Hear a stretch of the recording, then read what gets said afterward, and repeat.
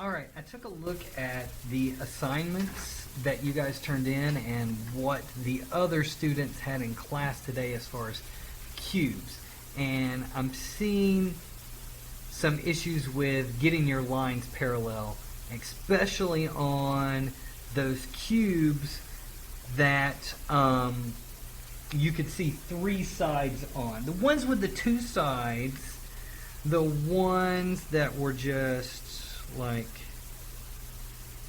this, were actually pretty good. Most people got those. Those weren't the issue.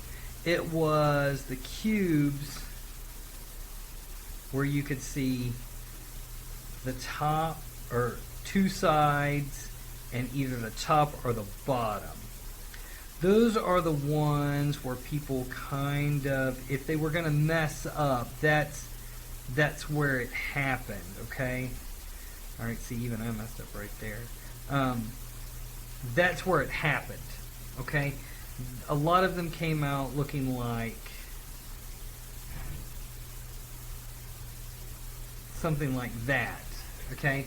So, or some version of that. So, the key that I think a lot of people were missing was to make sure that your lines are parallel with each other. Okay, so that's any line that's across from each other. So these lines have to be parallel, and these lines have to be parallel. So that means 1, 2, 3 of those all have to be parallel. The verticals have to be parallel. So those 3 vertical lines there. And then, of course, those lines and these lines all have to be parallel. If they're not, that's where you're going to get the warping and distortion in a cube.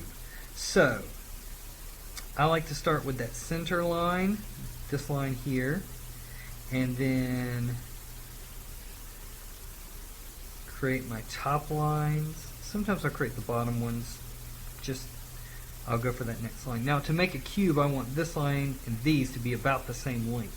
Should be exactly, but close. Alright, and then I'll do my side. Okay, and those are all parallel. And then I can make sure that this one runs parallel to that one. This one down here is parallel to the top one.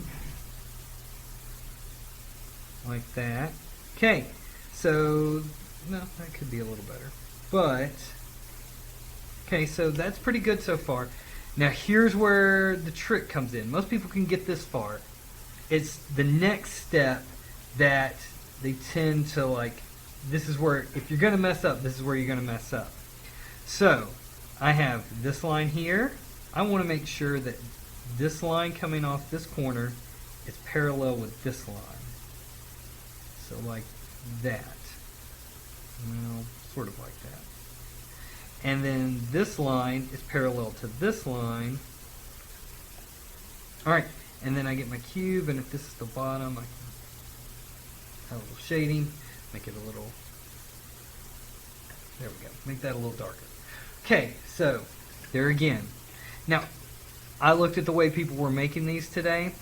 Some people made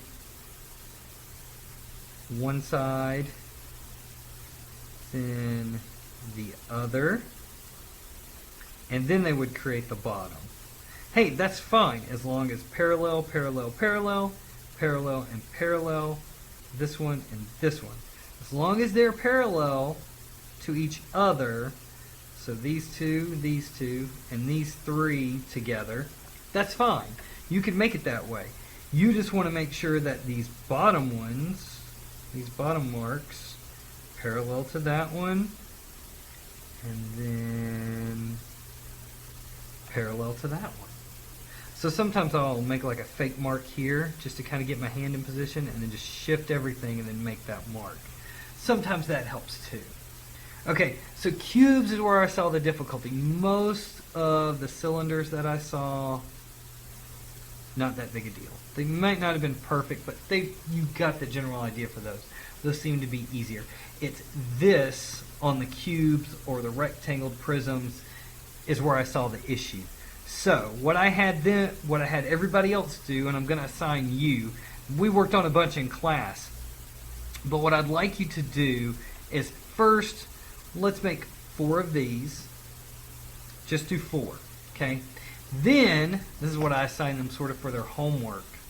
They did 10, but what they had to do was then take a straight edge. That can be a ruler, a protractor, or like a note card, anything with a straight line. So after they drew their squares or their cubes, okay, I'm going to mess it up a little bit, but that's on purpose, okay? So say they did that, okay? It's getting a little confusing. So what they needed to do was take their paper, go back over it, and say like, okay, are these lines parallel? Okay, if they are, then no problem. Okay, there's all line up. Then they had to go back and check themselves here. Okay, so if this line is coming in this direction, I'm going to move it down here. Oh, I didn't move it too much, so I know this line needs to curve up like that. Same thing over here. Alright. Okay, so I'm correcting, and then I know I need to do my bottom mark down here needs to reflect that one. Okay. Okay. And this mark over here needs to reflect that one. Okay, something's off on there. So anyway, it's off because all those extra lines are on there. Okay. So anyway, they're supposed to go back and correct and not erase anything. I want to see those correction lines where it's gone back and fixed stuff. I want to see the mistake and the correction line. So don't erase. You can do it in pencil. I do it in pen so you can see it a little clearer on the camera. But don't do it in pencil, okay? Or you can do it in pencil, I'm sorry. Just don't erase your extra lines. I want to see your mistakes, and I want to see where you corrected them. And they were going to do 10 of those. Okay? So, whoops. Okay, so once you have that, do 4 just as practice, and then do 10, consider those warm-up, and then do 10 where you're correcting your mistakes. Okay? And then you email that to me at beck@uniongroveonline.com, or you can go to the school's website and get my address there. All right. So please get that in. If you haven't turned in the other assignments from the other 2 videos, please do that. All right. Thank you. I hope you guys have a great weekend and hope to see you back in class soon. Thanks.